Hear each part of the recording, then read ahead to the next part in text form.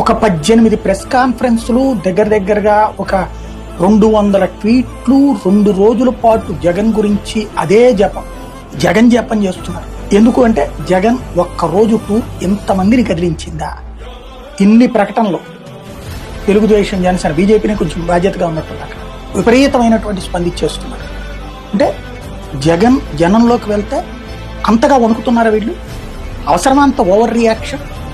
వెళ్ళాడు, మాట్లాడాడు, ఆడెవడో దారిని పోయే గొట్టంగా ఒక ఫ్లెక్సీ పెడితే ఎస్ మాట్లాడారు, కేసు కూడా పెట్టారు కదా, ఆడు తెలుగుదేశం అన్నారు, అబ్బాయి అతని మనసులో జగన్ ఉన్నాడన్న, ఇదంతా అయిపోయింది, దాని గురించి అయిపోయింది. జగన్ అయితే మీ అంతం చూసేస్తారు, పొద్దున్న చంపేస్తానని చెప్పట్లేదు కదా. వెళ్ళాడు, వచ్చాడు, అయిపోయింది.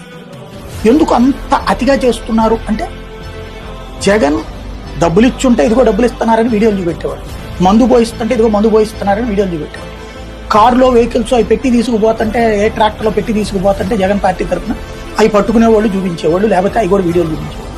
జనమే ఎగబడి వస్తున్నారు అంటే అది కూడా ఈడ్చిపెట్టేదంతా ఏడాది తిరక్క ముందే ఇన్ని వేల మంది పరుగులు పెట్టుకుంటూ వస్తున్నారు అంటే జగన్ని ఎంతగా తొక్కాలని చూస్తే అంతగా ప్రయోజనం అతనికి.